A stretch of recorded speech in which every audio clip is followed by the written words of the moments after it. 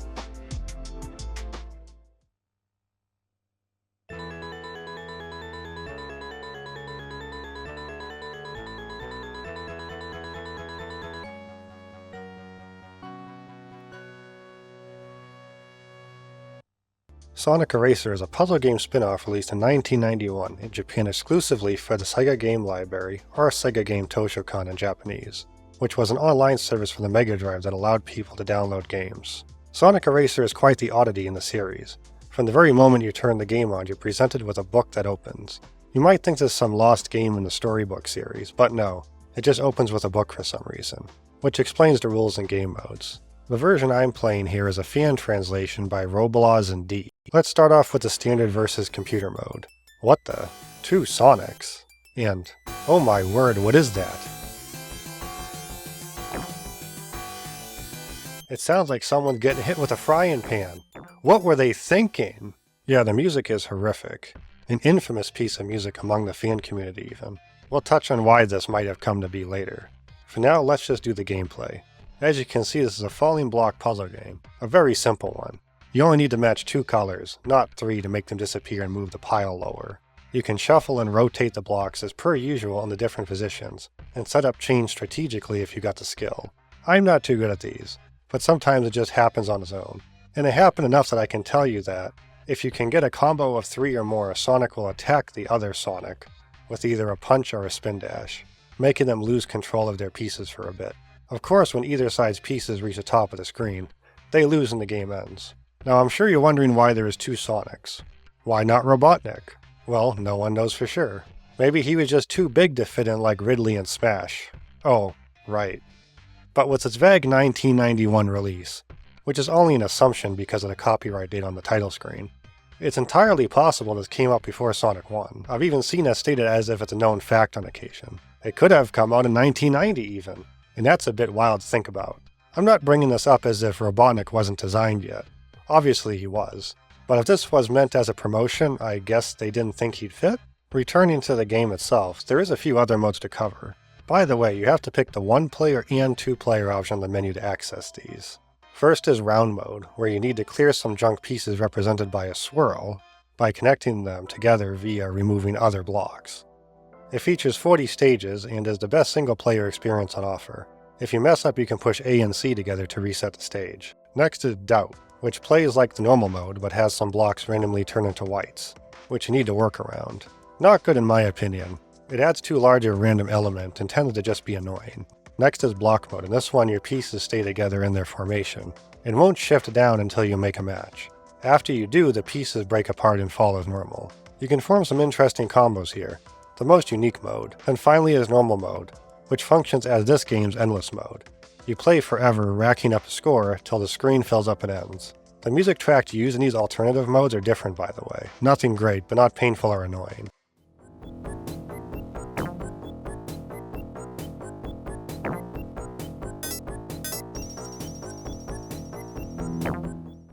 For me, this game has some very distinctive memories. Not because I played it as a kid. Obviously living in America, and the fact I was still in diapers when the service shut down, I had no way to. But these memories are from online forums and websites. I remember a single screen of it getting passed around, and the rumors that cropped up from it. It looked a lot like this. Some thought it was fake even after Sonic Cult had confirmed it's real, since news traveled so slow compared to today. Yes, even online. To be honest, I didn't even know for a while what it was myself. I assumed it to be real just because it didn't seem crazy it could be. Besides those 2 Sonics, which I seem to remember being the thing most people pointed to as to why it'd be fake. After all, why not Robotnik? Why not Tails? Well, we know now it couldn't be Tails because he wasn't around yet, but you get my point. Yet more rumors developed around it and pop up once in a while even to this day, like that there was a planned port for the Game Gear. Not too crazy on its own, but how about it being ported to the CDI? Yeah, that's wild. The CDI is pretty weird itself though. It would have fit right along classics like Hotel Mario. The Mega Modem and online service was planned to come to North America at one time. It was shown off at the Winter Consumer Electronics Show in 1990, but never came out. Electronic Gaming Monthly's March 1990 issue opined on the concept. Even though the Telegenesis modem has been announced, it has yet to appear, and the real usefulness of a device that is used only to play games with friends over the phone lines remains questionable. Both have to have the modem, the phone lines must be clear, the phone bills will be a problem if it's a long-distance call, etc. But a Sega Game Network, which is accessed directly or through an existing service like CompuServe or Genie, would be an extremely exciting development for the Sega modem. A game network that allows you to pull Sega 16-bit games from a menu off the phone line and into your game will be available in Japan. So why not the US? Rumors indicate that it's close to reality on these shores as well, so the modem may become a viable utility in the future. Seems like it was always known such online multiplayer and shopping features would be the future of gaming someday when technology allowed. It would be more a matter of when and not if the hurdles would be cleared. Concept of downloading games via a simple menu would actually come true in America, albeit a touch late in December 1994 via the Sega Channel, which was served via coaxial cable. The games would be downloaded to your Genesis, although it was loaded directly into RAM as there was no permanent storage solution. That was true in Japan also. Seems they downloaded quickly, so it wasn't a big deal, beyond the fact they were gone once removed from the service, of course. That problem continues to this day, sadly, even on modern storefronts. The service even featured a handful of exclusive games, in the region at least, some of which were great, like Pulseman and Mega Man Wily Wars. Sonic Eraser was not one of them. The Sega Channel was also available in the UK, Japan, and Argentina, among other places in various formats, but didn't appear to be as popular or have as many games as the US. With the games disappearing upon shutdown, how did this game end up being preserved, then would be your next question. In the mid-2000s, Sega of Japan offered some downloadable games via a service called B Club that could be played on PC by Sega's own emulator. It even included titles from the Sega CD and Saturn, apparently running very well too. That Saturn emulator actually was Geely Geely, because Sega hired the dev of that. Crazy history. Anywho, they included some of the games from their Toshokan service. One of those games was Sonic Eraser, and that's how Sonic Cult got the ROM. B Club only lasted a single year itself. We're very lucky this game and many others got preserved, and so did the Saturn emulator. Wonderful how things worked out. Online services were also brought to Brazil by Tectoy in 1995, who hosted their own servers, and this started its own investigation. It was called Meganet there. On multiple websites, I read that Sonic Eraser had been released in the country via this service.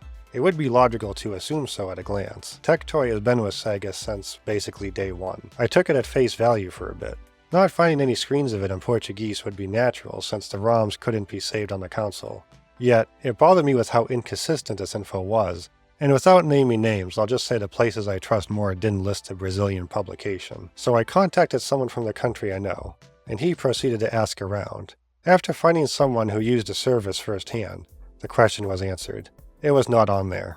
They suspect Tectoy was unable to license the games included on the Japanese service. This would make sense. Sega would be reluctant to invest much in Tectoy's own online efforts. They proceeded to explain the offerings on Meganet there were very bare bones and that gaming was not the main focus, even if it had a couple. What those games were, they aren't sure, but it wasn't Sonic.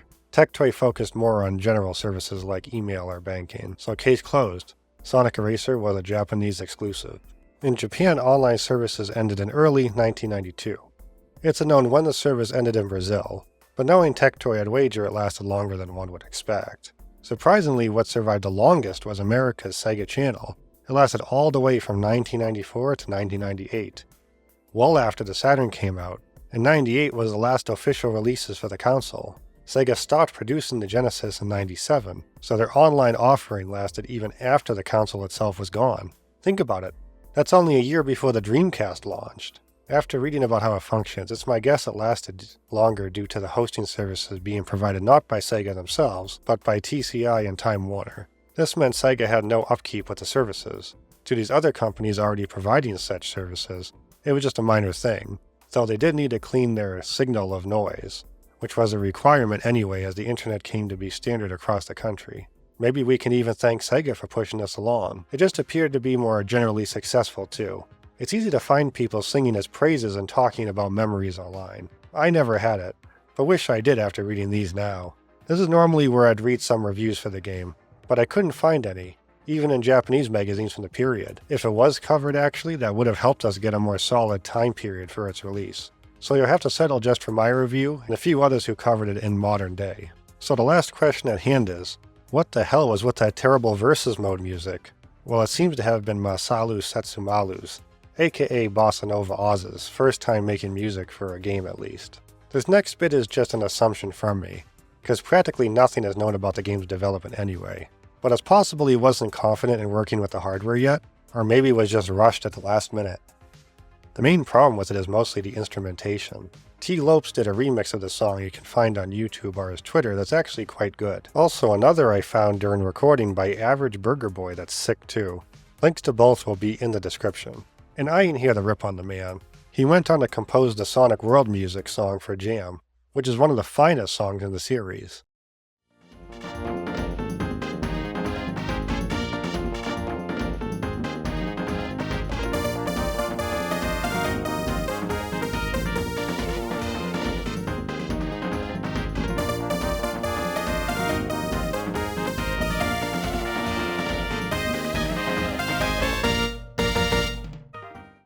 To me, that's redemption.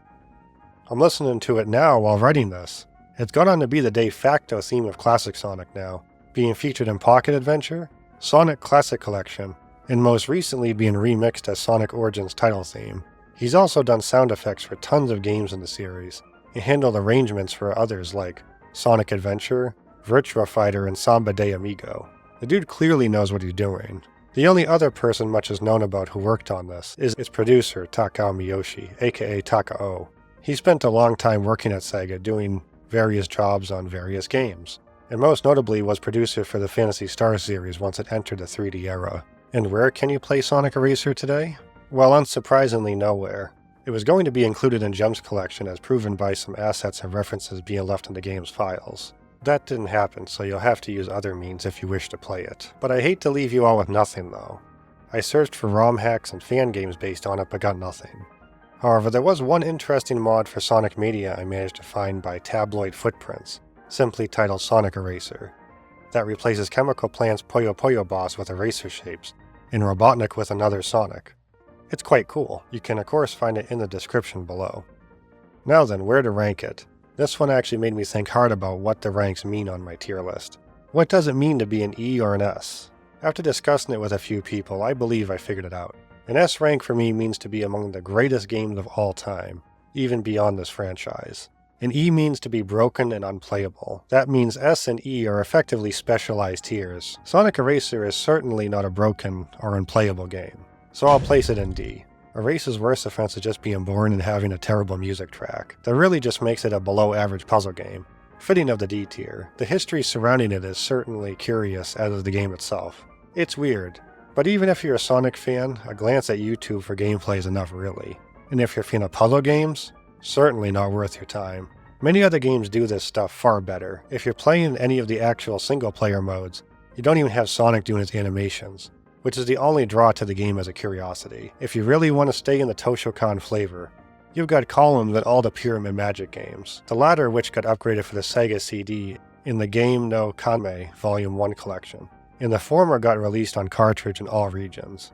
Or hell, still keeping it in the spirit of the series, just go play Puyo Puyo. All the ones from 2001 and on are developed by Sonic Team. Classic ones by Compile are cool too. Then of course there's Robotnik's Mean Bean Machine, which is just Puyo Puyo reskinned. But thanks for the fun rumors and talk online. It was worth that much. Now just to get that song out of my head.